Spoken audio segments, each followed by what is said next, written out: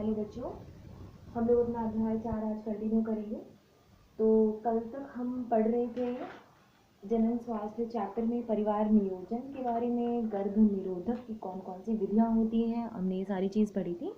तो आज एक चीज़ मैं आपको क्लियर करना चाहती हूँ कि क्या आप बच्चों को रियल में इसका मीनिंग समझ में आया है कि जनन स्वास्थ्य क्या है। ठीक है, तो हम लिखते चलेंगे और समझते चलेंगे। एक तरीके से मैंने आपको समझाया ही था कि यहाँ पर जनन अंगों की हेल्थ से रिलेटेड सारी चीज़ों को समझा जाता है।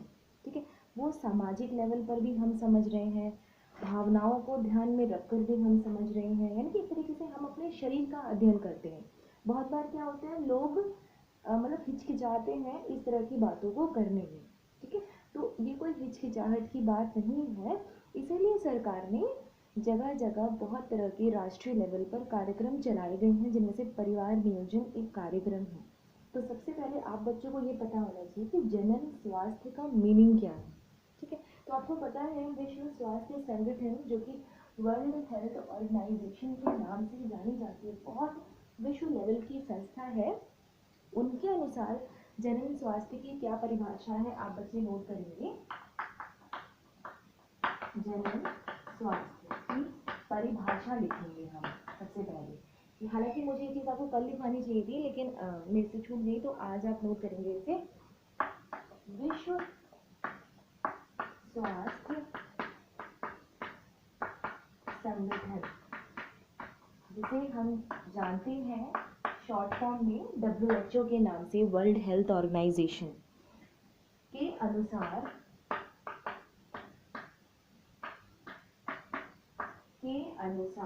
जनन स्वास्थ्य का अर्थ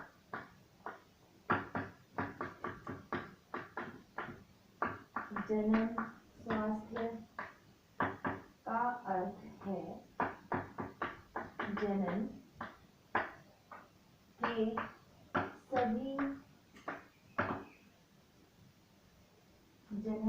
सभी पहलुओं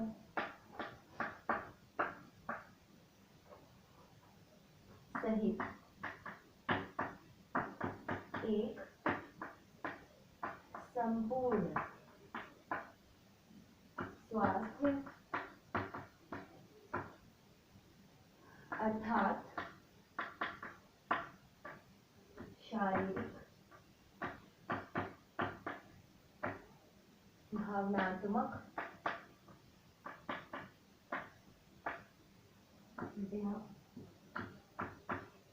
व्यवहारात्मक तथा सामाजिक स्वास्थ्य है।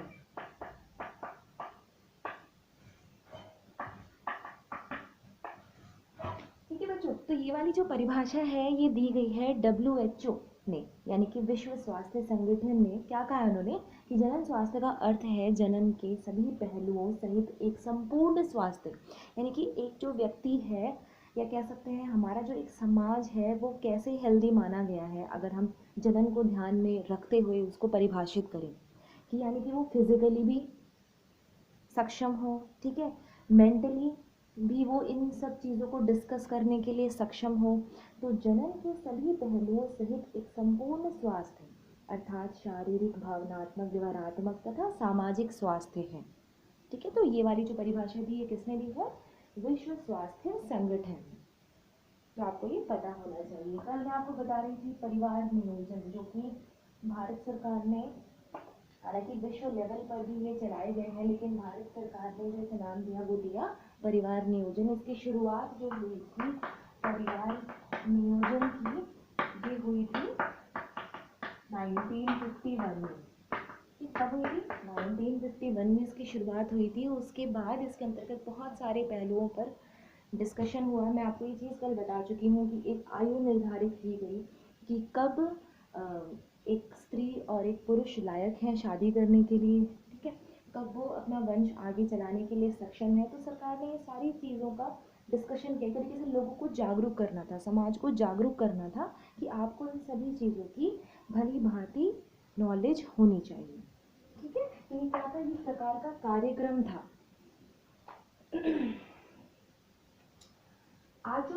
पढ़ेंगे वो है बंध्यता।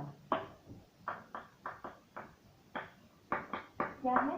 बंध्यता, जिसे हम कहते हैं इंग्लिश में इनफर्टिलिटी। ठीक है, बंध्यता का मतलब हो गया बांधना। इनफर्टाइल यानी कि वे कपल, वे पेरेंट, ऐसे लोग जो कि असक्षम है संतान को उत्पन्न करने में। ठीक है, तो उस प्रक्रिया को क्या कहते हैं? बंध्यता। यानी कि ये तरीके से हम कमी भी नहीं कहेंगे, क्योंकि आजकल इसके इलाज संभव है। अब विज्ञान ने बहुत तरक्की कर ली है, तो अब इसे हम एक बीमारी का नाम नहीं दे सकते। ठीक है, तो ये कहेंगे कि कुछ कमी रह जाती है, जिससे या तो पुरुष में भी कोई प्रॉब्लम हो सकती है या फिर महिला में भी कोई प्रॉब्लम हो सकती है, जिसकी वजह से वो संतान को उत्पन्न करने में असक्षम रहते हैं। हालांकि हमारे समाज में माना गया है कि औरत ही जिम्मेदार होती है। ठीक है, औरत को ही एक बांझ का नाम दे दिया जाता है, जो कि बिल्कुल गलत है। ऐसा नहीं है कि औरतों में ही कमी होती है कि वो बच्चे उत्पन्न नहीं कर पा रहे। कहीं ना कहीं या कभी कभार ऐसा भी होता है कि पुरुषों में भी प्रॉब्लम पाई जाती है। तो ये सारी चीज़ों जो कहलाई जाती हैं किसके अंतर्गत आ रही है? बंध्यता के अंतर्गत आ रही है। ठीक है, तो जो संतान उत्पन्न नहीं कर पाते, जो संतान उत्पन्न नहीं कर पाते, ऐसे जनक, जनक में दोनों ही आ गए। ठीक है, यानी कि जनक कौन से आते हैं इसमें? स्त्री और पुरुष। पुरुष को क्या कहते हैं? बंधे कहते हैं। क्या कहते हैं? बंधे कहते हैं, या फिर उन्हें इंग्लिश में इनफर्टाइल कहते हैं। इनफर्टाइल कहते हैं। तो जो संतान उत्पन्न नहीं कर पाते, ऐसे जनक या फिर स्त्री एवं पुरुष को हम क्या नाम देते हैं? बंधे कहते हैं या फिर इनफर्टाइल कहते हैं। तो अब साइंस ने बहुत तरक्की कर ली है। ठीक है, तो इस वजह से अब ये जो कमी है, ये अब ऐसे नहीं है कि इसका कोई इलाज संभव नहीं है। आज के टाइम में इसका इलाज संभव है। तो इन सभी चीज़ों के बारे में हम आगे पढ़ेंगे। सहायक जनन प्रौद्योगिकियां।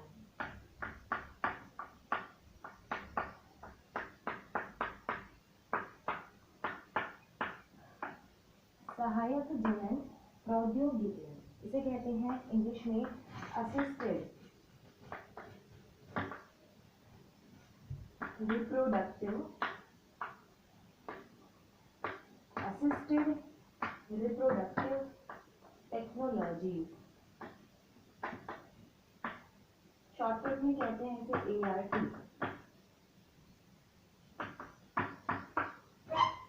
ठीक है, सहायक जनन प्रौद्योगिकियां यानी कि साइंस के अंतर्गत वो सभी प्रौद्योगिकी, वो सभी विधियां जिनके द्वारा वे कपल, वे शादीशुदा लोग जो संतान उत्पन्न नहीं कर पाते हैं, उनको सहायता प्रदान की गई। यानी कि कोई मेडिकल फैसिलिटीज़ उन्हें दी गई हैं जिनके द्वारा अब वो भी एक संतान को अपने जीवन में ला सकते हैं। तो उन्हीं प्रौद्योगिकियों का नाम क्या होता है? सहायक जनन प्रौद्योगिकियां।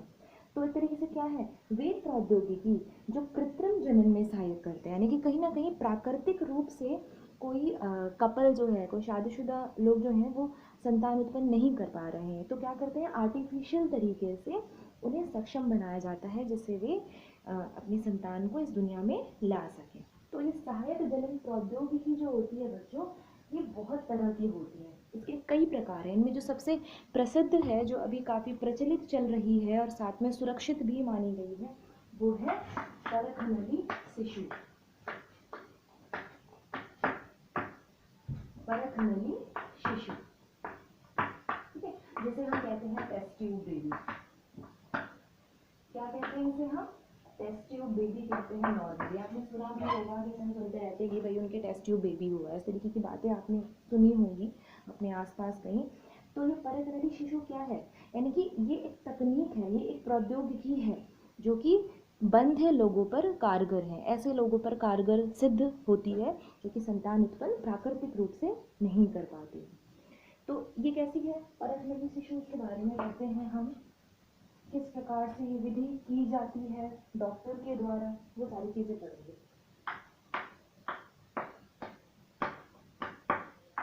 परखमूली शिशु,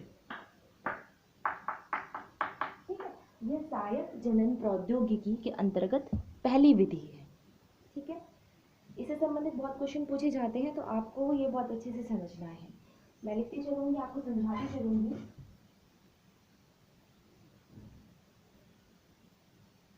वे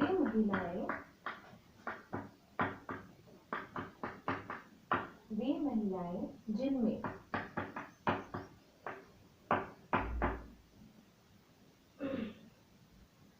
अंडवाहिनी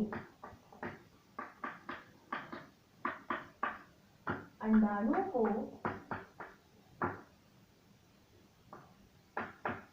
उसके निश्चित स्थान, और आपको पता ही है वो निश्चित स्थान कौन सा है। निश्चित स्थान का मतलब क्या है यहाँ पर?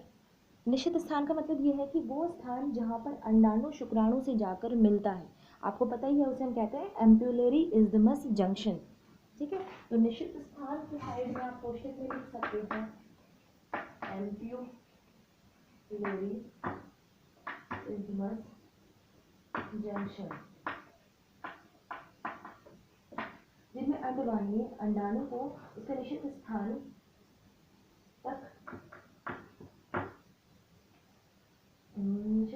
तक नहीं ले जा पाती हैं, उनमें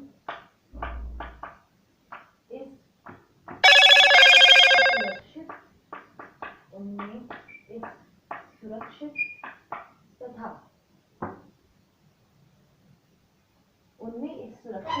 तथा प्रचलित विधि का प्रयोग किया जाता है। प्रचलित विधि का प्रयोग किया जाता है, ठीक है। यानी कि इसमें क्या हो रहा है, मैं आपको एक बार चित्र के द्वारा समझाऊं।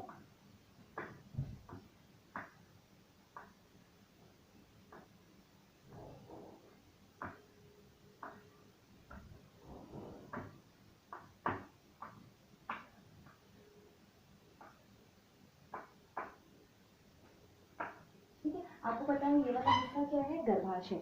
ये आपको पता है, इसे हम कहते हैं, इस पूरे हिस्से को नाम देते हैं अंडवाहिनी। आपको पता है इसे नाम क्या दे रहे हैं, अंडवाहिनी, जिसे इंग्लिश में कहते हैं फैलोपियन ट्यूब। क्या कहते हैं इसे? फैलोपियन ट्यूब भी कहते हैं। तो क्या हो रहा है, ये जो अंडवाहिनी है, अंडाशय के द्वारा बनाए गए अंडाणु को उसके निश्चित इस स्थान को हम नाम देते हैं एम्प्यूलरी इस्थमस जंक्शन, यहाँ तक नहीं ले जा पा रहा है, ठीक है। यानी कि क्या हो गया, कमी हो गया, शुक्राणु और अंडाणु नहीं मिल पाएंगे, जिससे यानी कि युग्मनज नहीं बनेगा, जिससे भ्रूण भी नहीं बनेगा और एक संतान भी इस दुनिया में नहीं आ सकता। तो क्या किया गया, इस विधि का प्रयोग किया जाता है। उसमें कैसे किया जाता है, अभी आप आगे पढ़ेंगे। अगली चीज जो आपको इस परखमूली शिशु में ध्यान रखना है वो है कि ज्यादातर क्या होता है इसमें, गर्भाशय तथा अंडाशय, गर्भाशय तथा अंडाशय तो ठीक रहते हैं,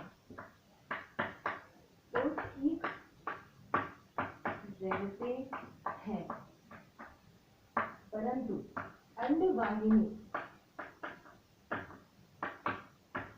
जिसे कहते हैं फैलोपियन ट्यूब,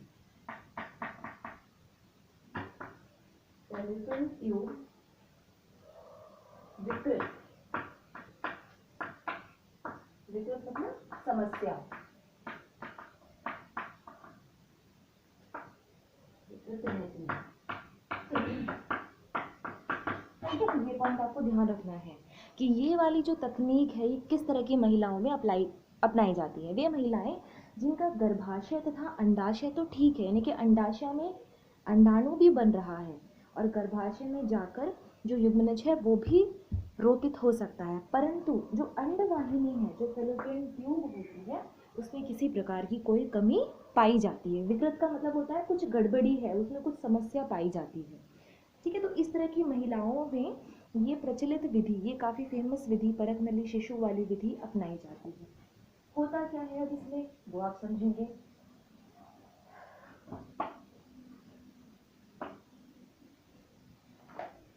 परख नली शिशु की प्रक्रिया या क्रिया विधि, कैसे भी समझ सकते हैं आप इसे। क्या किया गया इस प्रक्रिया में? इस प्रक्रिया में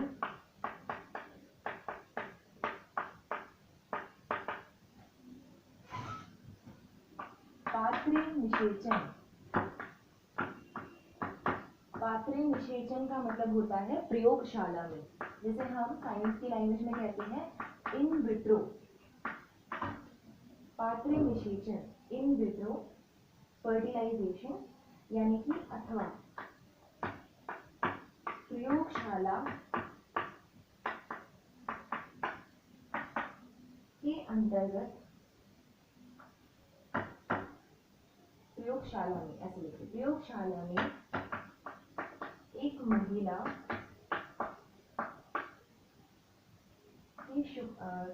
के अंडाणु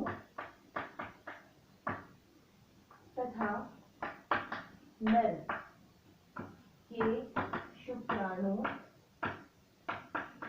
नर का मतलब है यहाँ पर उसका पति, ठीक है, नर का मतलब यहाँ पर क्या हो गया, उसका पति, ठीक है। तो इस प्रक्रिया में पात्रे निषेचन, पात्रे निषेचन आपको शब्द याद रखना है, इसको हम साइंस में कहते हैं in vitro fertilisation. In vitro का मतलब है प्रयोगशाला में। तो ये तीनों जो मैंने नाम लिखे हैं, पात्रे निषेचन, इन विट्रो और प्रयोगशाला, इनका मीनिंग एक ही है। यानी कि इस प्रक्रिया में क्या किया गया है, एक महिला के अंडाशय से अंडाणु को लिया, एक नर के वृषण से शुक्राणु लिया तथा उनका निषेचन कहाँ करवाया, प्रयोगशाला में करवाया, ठीक है। अथवा प्रयोगशाला में महिला के अंडाणु तथा नर के शुक्राणु का निषेचन करवाया जाता है।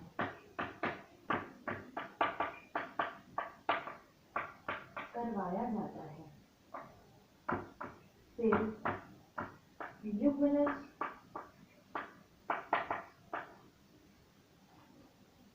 अथवा, फिर युग्मनज अथवा भ्रूण, यहाँ पे लिख रही हूँ, या आप नोट कर चुके होंगे इतना। फिर युग्मनज अथवा भ्रूण के निर्माण,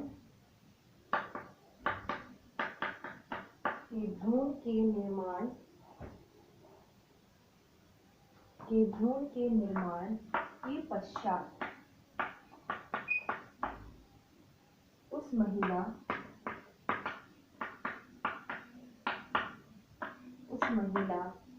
के अंडवाहिनी में उस भ्रूण, उस युग्मनज अथवा भ्रूण को स्थानांतरित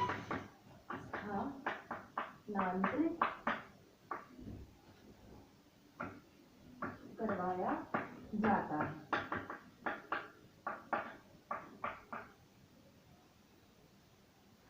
या गर्भाशय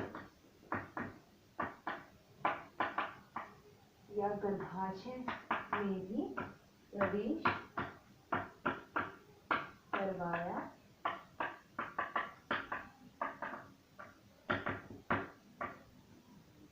जाता है। आई बात समझ में आपको? यानी कि ये सारी जो चीज़ें करवाई गई हैं प्रयोग इस परख नली शिशु प्रक्रिया के अंतर्गत क्या की गई है, एक महिला है, ठीक है, यानी कि समझो एक शादीशुदा कपल आए, ठीक है, जो कि डॉक्टर के पास जाके उन्होंने कहा कि भाई हम संतान उत्पन्न करने में असक्षम हैं। तो डॉक्टर उन्हें सजेशन देता है कि ठीक है भाई, परख नली शिशु के द्वारा हम आपको एक संतान देंगे। लेकिन सबसे पहले डॉक्टर पूरा उनका प्रॉपर चेकअप करते हैं, देखते हैं कि उस महिला में प्रॉब्लम है या फिर उसके हस्बैंड में प्रॉब्लम है। अगर उस महिला का गर्भाशय भी ठीक है, और साथ में अंडाशय भी ठीक है। अंडाशय ठीक कैसे पता चलेगा, यानी कि जब वो अंडाणु का निर्माण हो रहा है उस महिला के अंडाशय में, यानी कि उसका अंडाशय भी ठीक है, गर्भाशय भी ठीक है, परंतु उसकी अंडवाहिनी में दिक्कत पाई गई है। तो डॉक्टर क्या करते हैं, आर्टिफिशियल तरीके से प्रयोगशाला में, जिसे पात्रे निषेचन कहते हैं, वहाँ पर उस महिला के अंडाणु तथा पुरुष के शुक्राणु का मिलान करवाकर, निषेचन करवाकर कुछ दिनों बाद उसे यूं ही प्रयोगशाला में रखेंगे। यानी कि क्या हुआ, आपको पता ही है, एक युग्मनज जब बनता है तो उसमें कई सारे क्या होते हैं, विभाजन होते हैं। आपने पढ़ा था ब्लास्टोमियर, मॉर्यूला, ब्लास्टुला, आपको याद आ रहा होगा, मैंने पहले के वीडियोज में आपको समझाया है। जैसे ये क्या है, आपका युग्मनज है, ठीक है, इसमें विभाजन हुआ, अब इस एक से क्या बने, दो बन गए, ठीक है, इन्हें हम क्या कहते हैं, ब्लास्टोमियर। याद आ रहा होगा आपको, अगर नहीं याद आ रहा है तो मेरे पहले की वीडियोस आप लोग देखेंगे और अच्छे से क्लियर हो जाएगा। दो के बाद आपको याद आ रहा होगा 4 बनते हैं, फिर 8 बनते हैं, 16, 32, इस तरीके से कई सारे विभाजन होते रहते हैं एक युग्मनज का। फिर इन सबको हम क्या कहते हैं, भ्रूण नाम देते हैं। उस भ्रूण की कई अवस्थाएं हैं, ब्लास्टोमियर बना, मॉर्यूला बना, ब्लास्टुला बना, ठीक है। तो जब ये सारी अवस्थाएं होती हैं, डॉक्टर उनका पूरा अपने निगरानी में प्रयोगशाला में देखता है कि हाँ भाई भली भांति इस युग्मनज में विभाजन हो रहा है, तो कुछ समय बाद डॉक्टर क्या करते हैं, इस युग्मनज को लेकर उस महिला की अंडवाहिनी में उसे प्रवेश करवा देते हैं, या फिर क्या करते हैं, उसके गर्भाशय में ही डाल देते हैं, वहाँ पर जाकर वो तुरंत ही क्या होता है, रोपित हो जाता है। अंतररोपण आपने प्रक्रिया पढ़ी थी, अंतररोपण में क्या होता है, जो भ्रूण है वो जाकर चिपक जाता है गर्भाशय की दीवार से, ठीक है। तो जो चीज़ें प्राकृतिक नहीं हो पा रही हैं वो डॉक्टर क्या कर रहे हैं, कृत्रिम तरीके से करते हैं। अगली चीज जो आपको पता होनी चाहिए वो ये है कि परकमैलिक शिशु जो है वो 2 प्रकार के हैं। परकमैलिक शिशु के प्रकार, आपको पता होना चाहिए कि ये कितने प्रकार के हैं। परकमैलिक शिशु जो है वो 2 प्रकार के हैं। सबसे पहले का जो नाम है वो है ZIFT। ZIFT का पूरा नाम है zygote intra fallopian tube. Zygote intra fallopian tube. जो दूसरा है उसका नाम है IUT, intra uterine fallopian tube भी करेंगे, fallopian transfer, fallopian transfer, intra uterine transfer, ठीक है। ये आपको फुल फॉर्म ध्यान रखना है, मैं आपको समझा देती हूँ इसमें क्या होता है। ज़ाइगोट आपको पता ही है, मैं बता चुकी हूँ कि युग्मनज को हम इंग्लिश में कहते हैं ज़ाइगोट। तो ZIFT प्रक्रिया कब की जाती है, जब युग्मनज में 8 अवस्था हो, यानी कि युग्मनज जब 8 अवस्था में हो, 8 स्टेज ब्लास्टोमियर में हो, उस दौरान उसे अंडवाहिनी में प्रवेश करवाया जाता है। जबकि इंट्रायूटेराइन में क्या हुआ, यहाँ पर 8 से अधिक होते हैं। वो 8 से अधिक कितने हो सकते हैं, 16, 32 वाली अवस्था के भ्रूण को किसमें प्रवेश करवाया जाता है, महिला के अंडवाहिनी में प्रवेश करवाया जाता है। तो जो परकमैलिक शिशु है वो 2 प्रकार के होते हैं, ZIFT और IUT। ZIFT का नाम है zygote intra fallopian transfer, IUT का नाम है intra uterine, UTERINE, uterine transfer. मैं आपको लिखा देती हूँ उनके बारे में। ZIFT ये क्या है, परकमैलिक शिशु का पहला प्रकार है। इसमें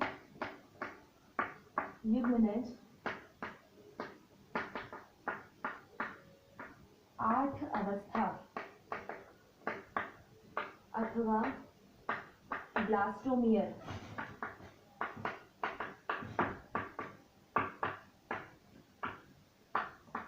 8 अवस्था को कहते हैं हम ब्लास्टोमियर अवस्था को महिला की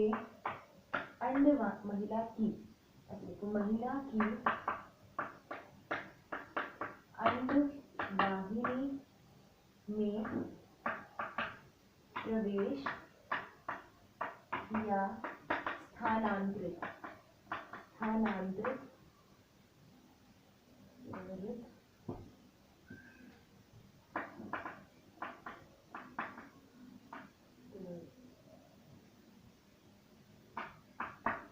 स्थानांतरित करवाया जाता है।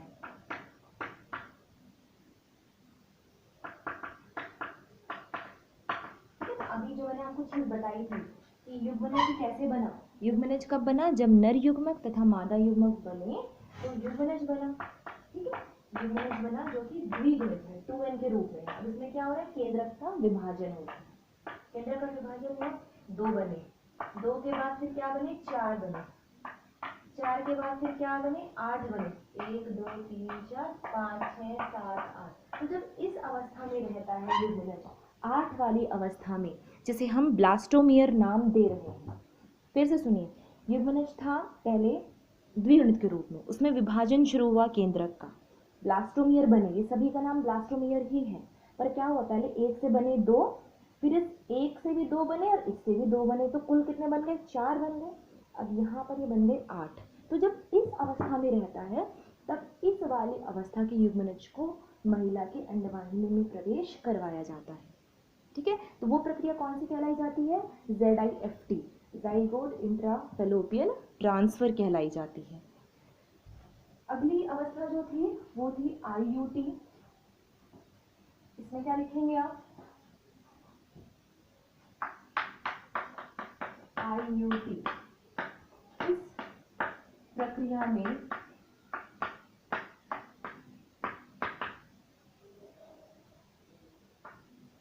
अवस्था, इस प्रक्रिया में युग्मनज 8 अवस्था से अधिक होने पर, से अधिक अथवा अधिक का मतलब कितना हो गया, वो 16 B 32 B 64, यानी कि इस अवस्था में अधिक होने पर महिला की अंडवाहिनी में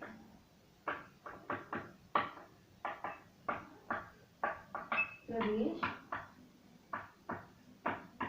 या ट्रांसफर को कहते हैं स्थानांतरित, ट्रांसफर करवाया जाता है।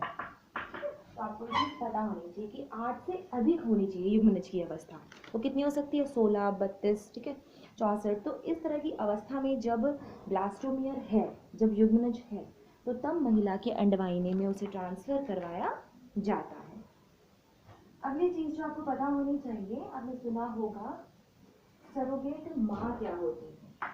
छोटे छोटे शब्द हैं, आपको पता होना चाहिए। सरोगेट माँ, इसमें क्या हो रहा है, वह स्त्री जिसमें किसी दूसरी स्त्री एवं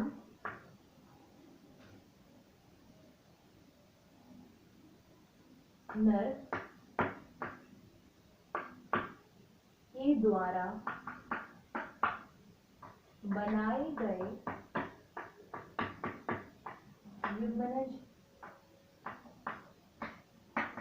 युग्मनज को अंडाशय या गर्भाशय में स्थानांतरित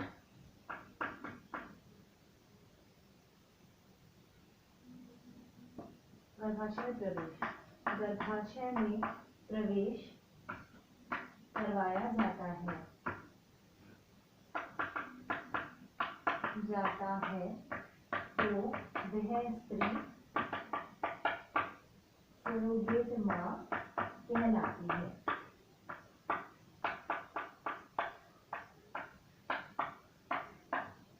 यानी कि यहाँ पर क्या हुआ है यहाँ पर जो स्त्री है वो खुद अपने गर्भ में युग्मनज को ना रखकर किसी दूसरी स्त्री का सहारा लेती है। क्या हुआ, एक महिला है एवं उसका पति है, उनके अंडाणु एवं शुक्राणु से बना युग्मनज जो है किसी दूसरी स्त्री के गर्भाशय में या फिर अंडाशय में अंडवाहिनी में प्रवेश उसका करवाया जाता है। तो उस प्रकार की स्त्री को क्या नाम दिया जाता है, सरोगेट माँ। फिर से आप समझेंगे इसे, यहाँ पर क्या लिखा गया है, अंडाशय नहीं है जी, यहाँ पर अंडवाहिनी है, गलती से मैंने लिखा अंडवाहिनी। इसे आप समझेंगे यहाँ पे क्या हो रहा है, एक महिला है और उसका पति है, उन दोनों के अंडाणु एवं शुक्राणु का मिलान करवाया गया, ठीक है, प्रयोगशाला में, और उनके द्वारा जो बनाया गया युग्मनज है उसे किसी दूसरी स्त्री के गर्भ में प्रवेश करवाया गया, ठीक है। तो उस प्रकार की स्त्री को, वह स्त्री, वो दूसरी स्त्री जो है वो क्या कहलाई जाएगी, उसे सरोगेट माँ नाम दिया जाता है, ठीक है। तो ये सब साथ है, अभी आपने पढ़ा परत नली शिशु के प्रकार। अब एक चीज और होती है, एक विधि और है जो आपको पता होनी चाहिए, उसे कहते हैं GIFT। क्या नाम है, GIFT। इसे हम नाम देते हैं gamete intra fallopian transfer. Gamete intra fallopian transfer, इसमें क्या हुआ है, वे स्त्रियां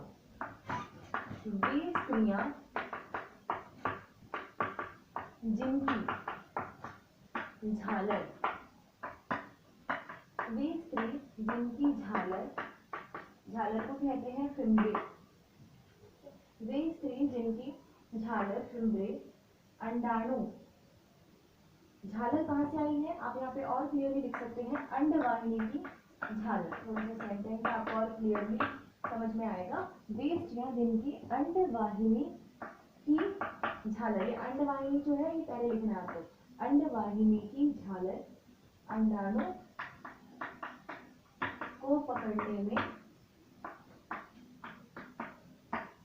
अंडाणु को पकड़ने में असमर्थ होती है, इस विधि को अपनाकर मां बनती है, ठीक है। तो इसमें क्या हो रहा है, ये विधि कौन सी, किस प्रकार की महिलाओं में अप्लाई की जा रही है, वे स्त्रियां जिनकी झालर यानी कि जिनकी अंडवाहिनी की जो झालर है वो अंडाणु को पकड़ने में असमर्थ है। तो क्या हो रहा है, उनके अंडाशय से अंडाणु को निकालकर अंडवाहिनी में इंजेक्शन के द्वारा भेज दिया जाता है। यहाँ से बात मैं यहाँ लिख रही हूँ, आप नोट करते चलेंगे। इस विधि में, ये हम GIFT के बारे में ही लिख रहे हैं, इस विधि में अंडाशय से अंडाणु को निकालकर, इस विधि में अंडाशय से अंडाणु को निकालकर अंडवाहिनी में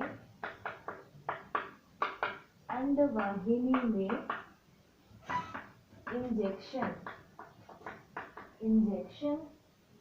के द्वारा प्रवेश करवाया जाता है,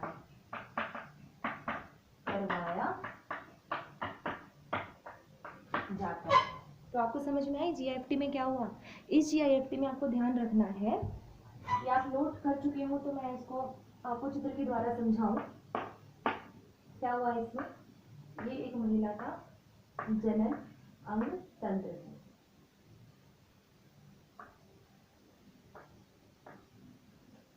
ये आपको पता है,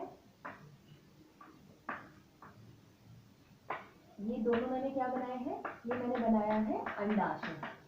आपको पता है ये पूरी जो नलिका है, इस नलिका का नाम क्या है, अंडवाहिनी। अंडवाहिनी के 4 भाग हमने पढ़े थे।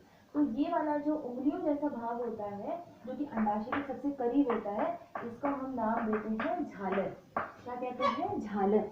इसी झालर को हम इंग्लिश में कहते हैं फिम्ब्री। इस झालर का काम क्या होता है, अंडाशय द्वारा जो अंडाणु बना है उसे पकड़ना, उसे पकड़कर उसके आगे के रास्ते तक भेजना। तो क्या होगा, जब ये झालर इसे पकड़ ही नहीं पाएगा तो ये अंडाणु आगे जाएगा कैसे। तो इस कंडीशन में क्या हुआ, इस कंडीशन में डॉक्टर ने क्या किया, अंडाशय से अंडाणु को निकाल लिया और फिर उस अंडाणु को इंजेक्शन की मदद से अंडवाहिनी में सीधा प्रवेश करवा दिया। ठीक है, यानी कि क्या किया, ये वाली चीज़ तो खराब हो गई, तो क्या किया, अंडाशय से अंडाणु को निकाला और फिर इंजेक्शन की मदद से किसमें प्रवेश करवा दिया, अंडवाहिनी में प्रवेश करवा दिया। और कुछ स्थान पे करवाया जहाँ पर शुक्राणु आएगा, उस स्थान का नाम क्या है, एम्पुलरी इस्थमस जंक्शन। ठीक है, तो ये तकनीक हमने क्या पढ़ी अभी, GIS, और बाकी सारी चीज़ हम अपने नेक्स्ट वीडियो में पढ़ेंगे। धन्यवाद।